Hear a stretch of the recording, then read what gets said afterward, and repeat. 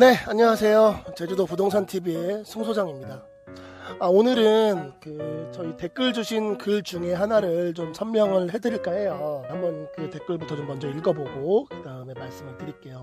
정말 좋은 정보 감사합니다. 그런데 제주도 중개인의 토지 중개 수수료가 매매가의 5에서 10% 바가지를 씌운다는 말이 많이 돕니다. 매도자 매수자가 잘못인지 중개사가 잘못인지는 모르겠지만 완전 투기장이 되어가네요 라고 댓글을 남겨주셨어요.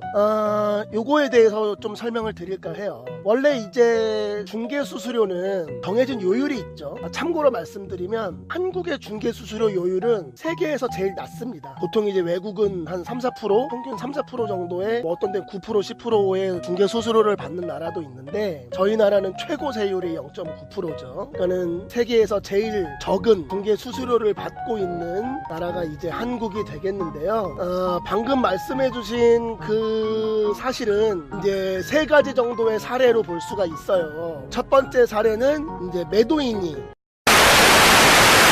그렇게 먼저 말을 하는 경우입니다. 쉽게 말씀드리면 매도인이 이제 부동산에 매물을 내놓을 때 얘기를 하시죠. 나는 이 땅을 1억만 받으면 되니 2억이든 3억이든 다 받아서 당신이 다 가져라. 난 나한테는 1억만 남겨주면 된다. 이렇게 말씀을 하세요. 그럼 이제 부동산에서는 예전에 해오던 그런 관례대로 한 뭐 1억 2천만 원 정도의 매물을 올려서 이제 1억은 드리고 2천만 원 이제 보수로 받는 이제 그런 경우가 생기는 거죠. 그거는 뭐 사실은 누구의 잘못, 둘 다 잘못이죠. 그거는 매도인 분도 잘못을 하시는 거고 그리고 중개사님도 그러시면 안 되는 거죠. 그런 경우가 있고요. 매도인에게서 나오는 두 번째 경우가 있는데 그거는 이제 정말 고마워서 성의 표시를 하시는 겁니다. 정말 안 나가던 집이고 정말 안 나가던 땅인데 어떻게 정말 중개사가 많은 노력을 해서 그 땅을 거래를 성사를 시켰어요. 그럼 이제 매도인 입장에서 너무 고맙겠죠. 그러면은 수고비로 얼마를 챙겨주시는 겁니다. 저는 이 두 번째 경우는 뭐 그럴 수 있다고 생각해요. 왜냐하면 그만큼 중개사님도 그 중개일 뿐만 아닌 다른 노력을 또 하셨고 뭐 그만한 용역비의 대가 정도는 받아야 된다고 생각을 하기 때문에 뭐 예를 들면 뭐 이제 땅을 다 거래하고 나서 매도인께서 고맙다고 한 100만원 200만원 챙겨주셨다, 뭐 그러면 그 정도는 뭐 충분히 수고비 정도로 받아도 된다고 생각을 합니다. 그리고 이제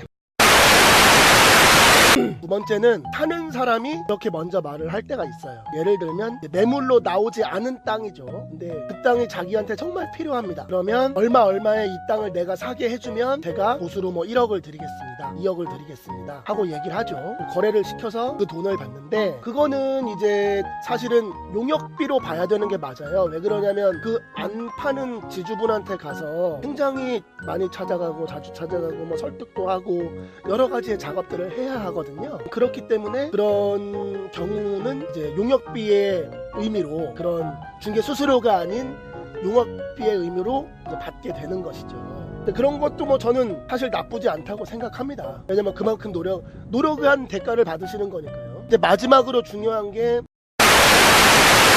중개사가 그런 요구를 할 때인데 제일 많이 하는 말이 그거예요. 아니 수수료 말고 조금 더 줘야 더 노력해서 빨리 팔아줄 거 아니냐, 그러니 뭐 얼마를 달라, 뭐 이런 식으로 얘기를 하시는 분들이 계세요. 그거는 이제 보통 자격증이 없는 분들, 뭐 중개 보조원인데 중개사를 고용해서 중개사무실을 차려놓고 자기는 보조원 역할을 하면서 일을 하시는 분들, 그런 분들도 선수분들이 굉장히 많거든요. 그런 분들이 대부분 많이 쓰는 방법이에요. 뭐 여태껏 그렇게 일을 해 오셨으니까 그렇죠. 뭐 그런 거를 부산에선 대두리라 그러고 뭐 서울이나 다른 곳에선 인정이라고 하는데 이제 그런 거를 요구하시는 분들이 계시죠. 근데 그거는 사실 저는 이제 별로 추천드리지 않아요. 웬만하면 그런 걸 요구하시는 분들하고는 이제 거래를 웬만하면 안 하시는 게 좋을 것 같아요. 왜냐면 뭐 너무 무리한 요구를 하시는 거니까 그렇죠. 근데 이제 또 그게 입장이 다른 게 제가 아까 말씀드렸던 것처럼 이 땅을 어떻게든 좀 빨리 팔아야 된다, 급하다, 돈이 급하다, 뭐 그런 경우에는 뭐 그런 분이 진짜 빨리 팔아주신다면, 그런 능력이 진짜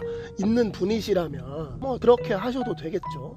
근데 그런 게 아닌 그냥 나는 토지를 하나 매입하고 싶을 뿐인데 자꾸 그런 요구를 한다. 그러면 그런 분하고 거래 안 하시는 게 좋습니다. 지금 이제 제가 한 5가지, 4가지 정도의 경우를 말씀드렸죠. 사실은 이런 경우 말고도 다른 경우들이 많이 있는데요. 사실은 중개수수료는 딱 그 요율대로 받는 게 저는 제일 좋다고 생각을 합니다. 그리고 저는 여태까지 그렇게 받아왔는데, 제가 뭐 매도인과 매수인의 경우 얘기한 것처럼 사실은 그런 경우가 발생을 할 수가 있어요. 그런 거는 뭐 어쩔 수 없이가 아니죠. 그건 그분들이 주시고 싶어서 주시는 거니까. 뭐 그런 경우는 뭐 예외로 치더라도 중개사가 요구하는 건 좀 잘못된 것 같다.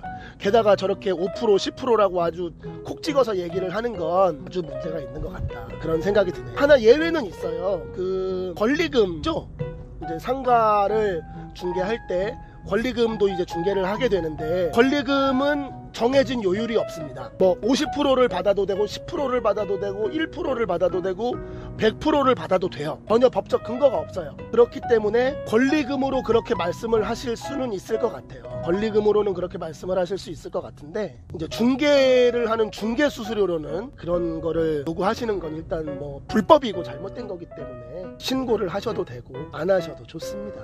그런 분하고 거래를 안 하셔도 좋아요. 오늘은 뭐 제주도의 중개 수수료를 얘기하시는 분들에 대해서 얘기를 좀 해봤는데, 제주도가 투기의 장으로 변하고 있다고 생각들을 하시는 거 보니 참 씁쓸합니다. 제주도에도 참 성실하고 멋진 중개사님들 많이 계시거든요. 너무 선입견은 안 가지셨으면 좋겠고요. 아니면 저한테 말씀하세요. 제가 좋은 분들 소개시켜 드리고 할 테니까, 궁금증이 있거나 아니면은 뭐 이 사람이 꼭 사기치는 것 같다, 뭐 하는 거 있다 같으면 저한테 언제든지 전화 주시고 물어보세요. 그럼 제가 성심성의껏 알려드리도록 하겠습니다. 감사합니다.